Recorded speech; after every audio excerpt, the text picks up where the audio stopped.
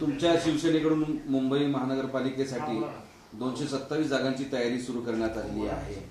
त्याच्यामध्ये जवळपास 2700हून अधिक इच्छुकांच्या मुलाखती घेतल्यात असं कळतं. काल दिवसभर शिवसेनेतर्फे मुंबईतील प्रत्येक वार्डातील असलेले इच्छुकांच्या सर्व मुलाखती घेण्यात आल्या. सगळ्या विभागातून कोण कोण इच्छुक आहे याची चाचपणी करण्यात आली. मुळामध्ये एकनाथ शिंदे साहेबांनी आपल्याला महायुतीमध्ये लढायचं हे स्पष्ट केलेलं आहे, परंतु कोणत्या जागा ह्या जागा वाटपामध्ये आपल्याकडे येतील किंवा भाजपकडे राहतील याची स्पष्टता आतापर्यंत कुणालाही सांगण्यात आलेली नाही. म्हणून या सर्व जागावर मुलाखती घेण्यात आलेल्या आहेत. याचा अर्थ असा होत नाही की स्वतंत्र लढाईची तयारी केलेली आहे, युती होणार नाही असं काही आहे, तर तसं कोणतीही शंका घेण्याचं काहीही कारण नाही. एखाद्या वार्डामध्ये जर तो भाजपकडे गेला तर तिथं भाजपचा उमेदवार असेल. जर शिवसेनेकडे एखादा वाडा आला अचानक तर त्यामध्ये सुद्धा आपला उमेदवार असावा, म्हणून ह्या झालेल्या मुलाखती आहेत. आणि कालच्या मुलाखतीमध्ये जर पाहिलं असेल तर अनेक इच्छुकांची गर्दी आपल्याला पाहायला मिळते. याचा अर्थ असा होतो की येणारी महानगरपालिकांची निवडणूक ही महायुतीची जिंकण्याची आशा दाखवते आणि म्हणून महानगरपालिकेवर महायुतीचा झेंडाच फडकेल ही आमची धारणा आहे. नाही थांब रे, एक मिनिट. तुमचं हे सुरू आहे वाद, पण 84 जागा सोडण्यावरनं भाजपकडनं स्पष्टपणे नकार देण्यात आलेला आहे. तुम्ही 227 जागांसाठी मुलाखती घेताय आणि 84 जागा सोडणार नाही भाजपने स्पष्ट सांगितलं. हा तोडगा निघणार कसा? तुम्ही एक्झिस्टिंग जागा मागितलेल्या आहेत. हे स्पष्ट वगैरे काही सांगितलेलं नाही आहे, अधिकृतपणे ही कोणती बातमी नाही आहे. ज्या काही जागेचा तोडगा झालेला आहे, ज्या जागा आता लढवायच्या त्या वेगळ्या काढल्या गेलेल्या आहेत. राहिलेले 84 जागा ज्या आहेत त्याच्यावर आणखीन युतीची बोलणी होणार आहे. ही पहिली फेरी जी झालेली आहे या फेरीमधल्या ह्या झालेल्या ज्याच्यामध्ये कोणतंही डिस्प्यूट नाहीत अशा जागा वेगळ्या काढलेल्या आहेत आणि उर्वरित जागेवर पुन्हा शिवसेना भाजपची बोलणी होणार आहे. म्हणून हा अंतिम चर्चेची फेरी संपली की काय असं जे चित्र आहे तसं चित्र कोणतंही नाही. पुन्हा देवेंद्र फडणवीस साहेब असेल, एकनाथ शिंदे साहेब असतील आणि यांचे सरांचे सहकारी असतील, हे बसून या युतीवर चर्चा करणार आहेत. बंडखोरी होऊ नये म्हणून हे रस्सीखेच सगळे करतायत. नाही, असं नाही आहे. महानगरपालिकेच्या सर्वीकडेच महाराष्ट्रातच ह्या ज्या निवडणुका आहेत या कार्यकर्त्यांच्या आहेत आणि कार्यकर्त्याला न्याय देण्यासाठी प्रत्येक पक्षाचा नेता आपल्यातर्फे आग्रही असतो. कार्यकर्ता हा दुरावू नये किंवा कार्यकर्ता दूर जाऊ नये, त्याच्यावर अन्याय होऊ नये ही भूमिका प्रत्येक पक्षाची आहे. आणि म्हणून या निवडणुकीमध्ये काही ठिकाणी थोडे बहुत नाराजीचा तुम्हाला स्वरूप पाहायला मिळतो, परंतु आम्ही सर्वजण मिळून ती नाराजीसुद्धा दूर करायचा प्रयत्न करू. मंत्री माणिकराव कोकाटे यांच्या याचिकेवर हायकोर्टात सुनावणी होत आहे. मुख्यमंत्र्यांनी सुद्धा त्यांचा राजीनामा स्वीकारलेला आहे. आता हे सगळे कायदेशीर प्रोसेस आहे. राजीनामा स्वीकारला तर हायकोर्टात काय होईल हे थोड्या वेळात आपल्याला कळेल. म्हणून आता त्याच्यावर मला वाटतं आता चर्चा किंवा त्याच्यावर आणखीन काही कॉमेंट्स करावं असं नाही. दोन्ही राष्ट्रवादी जे आहे ते एकत्रित लढण्याची शक्यता आहे आणि त्या संदर्भात ठाकरेंच्या शिवसेनेचे खासदार संजय राऊत आणि शरद पवार हे भेटलेत. चर्चा चालू त्यांच्या आतमध्ये सुरू आहे. उभाटाला आता प्रत्येकाच्या दारावर जावं लागेल. जे आम्ही म्हणायचो की काँग्रेस आणि राष्ट्रवादी बरोबर आपलं जमणार नाही त्याचा प्रत्यय आत्ता यायला लागलेला आहे. काँग्रेसने पहिली साथ सोडली, शरद पवार साथ सोडायच्या मनस्थितीत आहेत आणि म्हणून आता अखिला चलोरे हे न होता त्यांनी मनसेबरोबर युती करण्याचा प्रयत्न केलेला आहे. ज्यांची पालखी घेऊन उभाटा जात होतं, नाचत होतं, ज्यांना त्यांच्या मुखपत्रामध्ये फ्रंट पेजच्या बातम्या म्हणून त्याला ज्यांना दाखवत होतं त्यांनीच आता यांची साथ सोडलेली आहे. मला वाटतं उभाटाला आता दुसरा कोणताही पर्याय नाही. त्यांचे उंबरठे झिजवणे हाच एकमेव पर्याय त्यांच्यासमोर उपलब्ध आहे. पवारांचं विधान आहे की आम्हाला जागा सन्मानजनक मिळाव्या. उभाटा जर आपल्याला युती करायची असेल किंवा एकत्र लढायचं असेल या याच्यात ते आले. सन्मानजनक याचा अर्थ काय होतो? काय तुम्ही काही जागा मागितल्यात? तुम्ही जागाची काही यादी दिलेली आहे? तुम्ही कोणत्या जागा लढवणार ते सांगितलेलं आहे? काही नाही. सन्मानजनक आम्हाला तोडगा निघाला पाहिजे हे सर्व हे त्यांचं जे काही वाक्य आहे ते संभ्रमात टाकण्यासाठी त्यांनी केलेलं हे वक्तव्य आहे. उभाटाच्या विषयी दिल्लीमध्ये काल रावसाहेब दानवे असं म्हणाले की ही त्यांची शेवटची निवडणूक असेल. ठाकरे बंधू साहेब. ही निवडणूक तशी शेवटचीच आहे. आजच्या घडीला त्यांच्याबरोबर यायला कोणी तयार नाही, कोणी त्यांच्यावर युती करायला तयार नाही. मला वाटतं आज कदाचित मनसे आणि उबाटाच्या जागा वाटपासंदर्भामध्ये घोषणा होण्याची शक्यता नाकारता येत नाही. आणि म्हणून त्यांना आता इतरांच्या बरोबर जाणं किंवा इतर त्यांच्याबरोबर येणं हा रस्ता जवळपास बंद झालेला आहे.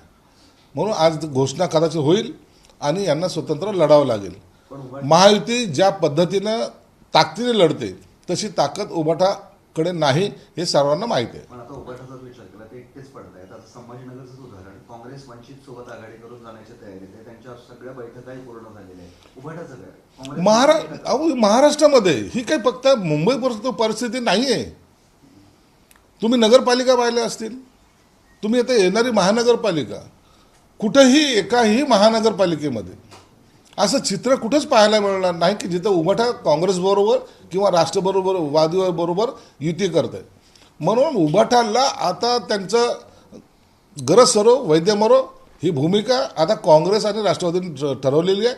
आणि उभाटा ज्यांची पालख्या घेऊन नाचत होतं आता त्यांना अकेला चलोरोच्या भूमिकेत राहावं लागेल. हे वारंवार मी तुम्हाला सांगतो. मिटकरी काल नांदेडमध्ये बोलताना असं म्हणाले की अजितदादा हे लवकरच मुख्यमंत्री होतील. बावनकुळे परत म्हणतात की 2034 पर्यंत मुख्यमंत्री हे फडणवीसच असतील. एकनाथ शिंदे कधी मुख्यमंत्री होतील? आता प्रत्येकजण आपापल्या पक्षाचं भविष्य सांगायला लागलेलं आहे. अजितदादा मुख्यमंत्री होतील, बावनकुळे म्हणतात देवेंद्र फडणवीस साहेब मुख्यमंत्रीपदी राहतील. त्यांना आमच्या शुभेच्छा आहेत. राजकारणामध्ये संयम राखणं हे महत्त्वाचं असतं आणि तो संयम आम्ही राखलेला आहे. म्हणून आम्ही याच्यावर कोणतंही भाष्य करणार नाही. जे होईल ते पाहत बसू. एकनाथ शिंदेना जाणीव म्हणून टार्गेट केलं जात असं मला वाटतंय का? कारण ड्रग्ज प्रकरणामध्ये सुषमा अंधारेंनी आरोप केलेले आहेत. ती तिचा पब्लिसिटीसाठी केलेला स्टंट आहे. त्याच्यावर जास्त भाष्य करणं योग्य पण नाही. ठाकरे बंधू मुख्यमंत्री कधी होतील म्हणजे तुमचे काय भविष्यवाणी आहे? आम्ही भविष्य करत नाही. आम्ही प्रॅक्टिकल जगणारे, लाईफला जगणारे लोक आहोत. आणि जेव्हा होईल तेव्हा होईल. जे काही होईल ते भविष्यात तुम्हाला कळेल. परंतु यासाठी आम्ही दावेदारी किंवा भविष्यवाणी या करण्याच्या भानगडीत पडत नाहीत. पण होतील असा विश्वास आहे. 100% होतील. एकनाथ शिंदे साहेबांनी या 2.5 वर्षामध्ये जे काही कामं केलीत ना ते सगळ्या लोकांसमोर आहेत. म्हणून कधी होतील हा विषय आमच्यासाठी नाही. परंतु एकनाथ शिंदे साहेबांसारखा नेता असावा जसं प्रत्येक पक्षाला वाटतं आपला मुख्यमंत्री झाला पाहिजे. आम्हाला का वाटू नये? वाटणार, परंतु आम्ही संयमाने जाणार आहोत. ठाकरे बंधू निवडणूक प्रचाराचा आता संयुक्त सभेत नारळ फोडणार आहे. बरं, यांच्या सभेची ठिकाणी तुम्हाला सांगतो, मुंबईत 3, ठाण्यात 1, पुण्यात 1 आणि त्याच्या परिसरात 1 अशी 6 सभा. 6 सभा? बापरे, त्याही जास्त घेतलेल्या आहेत त्यांनी. त्याच्यातल्या 1-2 कॅन्सल करण्याची शक्यता नाकारता येत नाही. कार्यकर्त्यांनी निवडणूक लढायच्या त्यांच्या जीवावर लढायच्या. हे जे अहंकार आहे ना, कार्यकर्त्याला मैदानात सोडून द्यायचं, तूच लढन तूच मर, ही भूमिका त्यांची राहिलेली. आता महाराष्ट्राला कळलं की यांच्यापासून लोक दूर का जात आहेत. हे इन्कमिंगवाले आहेत ना, यांना आउटगोईंग माहीत नाही. म्हणून आज महाराष्ट्रामध्ये अनेक जिल्ह्यामध्ये बघा, कोणत्या एका मुंबईपुरतं नाही, अनेक जिल्ह्यात त्यांचे कार्यकर्ते पक्ष सोडून इतरांकडे जाण्याच्या मनस्थितीत आहेत आणि गेलेत. आमच्याकडे आलेत, भाजपकडे गेलेत. त्या पक्षामध्ये आता त्यांना कार्यकर्ता मिळणार नाही. आणि ही महानगरपालिका ज्याला शहरी भाग मानला जातो त्या ठिकाणी महानगरपालिकेमध्ये यांना यश मिळणार नाही, हे तेवढं सत्य आहे. बरं, ते बिहारचे मुख्यमंत्री जे आहेत त्यांनी एका महिलेचा पुरखा बाजूला सारला. त्यानंतर इंद्रजित म्हणतात की अशा लोकांचे आम्ही हात कापून टाकू, छाटून टाकू. तर तुम्ही देखील पतंग चिन्हाला विरोध केलेला होता. तर त्यांचं असं मत आहे की तुमच्या हाताला पंजे आहे, काँग्रेसचे चिन्ह, तुमचे हात निवडणुकीपर्यंत छाटले पाहिजे. त्याच्या डोक्यावर झालेला परिणाम आहे तो. आता तो काही बडबड करतोय, नितीश कुमारचे हात छाटायला जाऊ. अरे बोलणं सोपं आहे, जा ना तिथं. वापस आला तर कळेल ना तुला कसं वापस येतोस. उगाच तरी बडबड करून स्वतःला प्रसिद्धीच्या झोतात आणून आम्ही ओएसी मुस्लिमांचे नेते आहोत असं दाखवण्याचा प्रयत्न करतोय.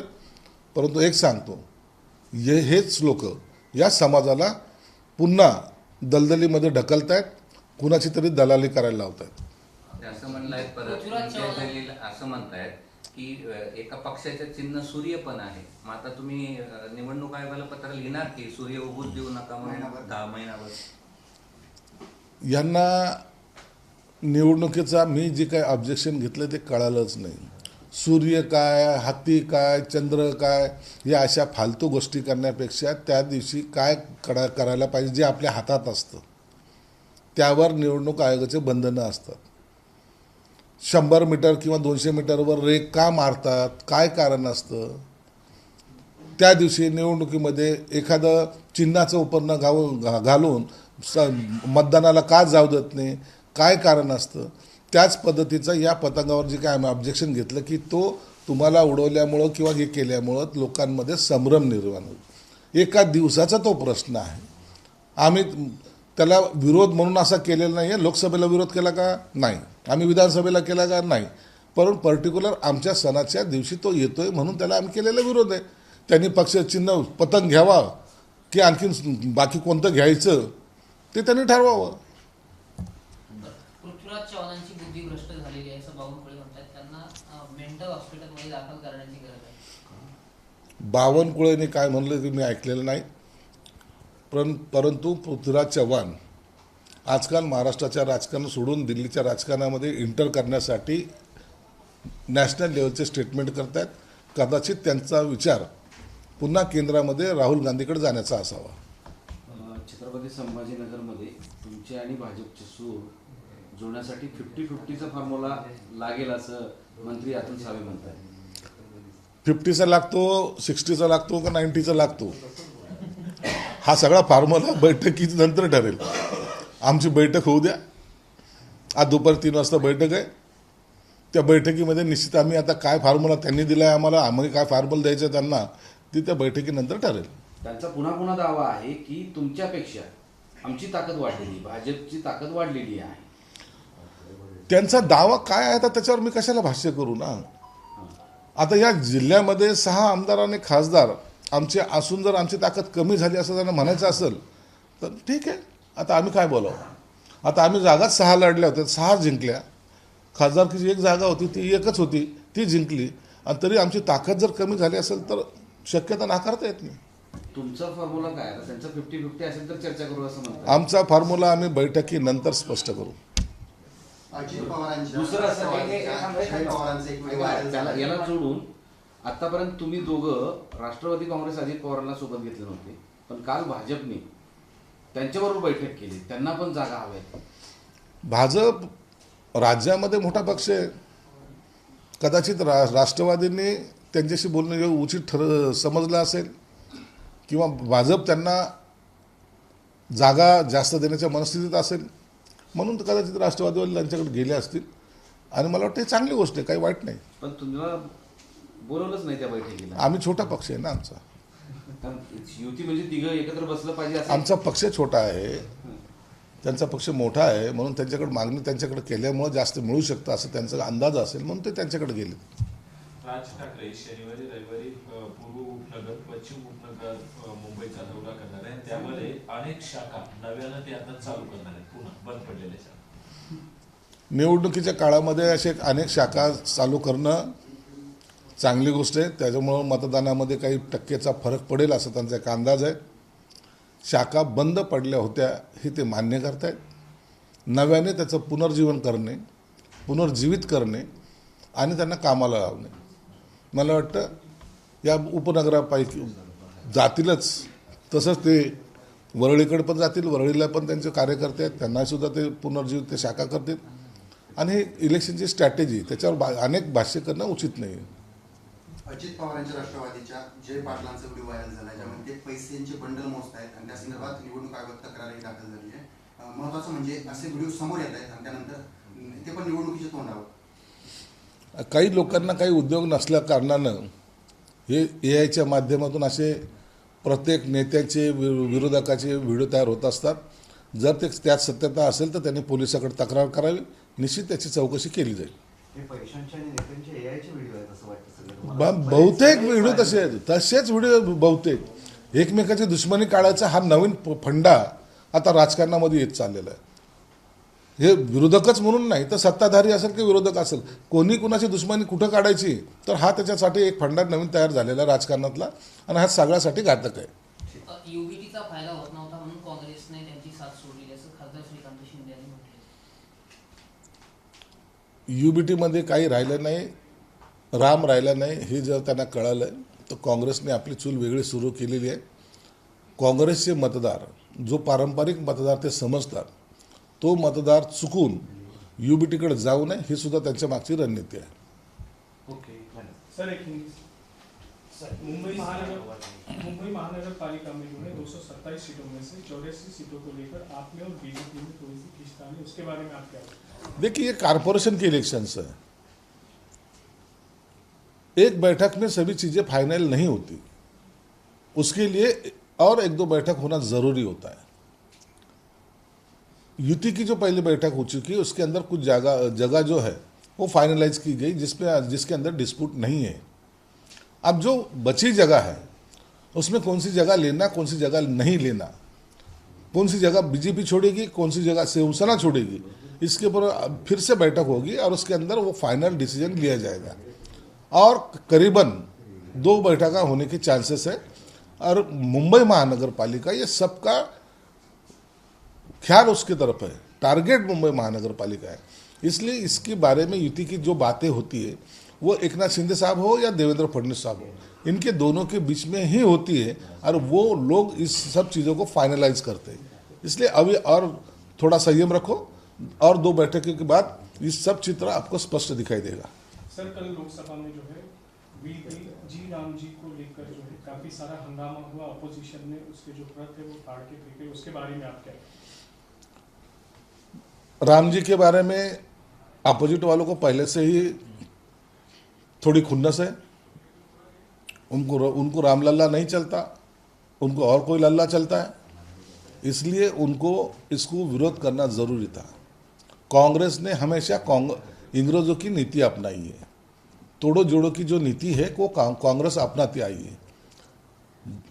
कास्ट में बायफर्गेशन करना, अलग अलग से उनको करना, उसमें दलित मुस्लिमों के वोट की राजनीति, ये सब राजनीति ये लोग वोटर अपने पास से दूर न जाए, इसलिए कल उन्होंने ये बड़ा हंगामा किया है. एबीपी माझा, उघडा डोळे बघा नीट.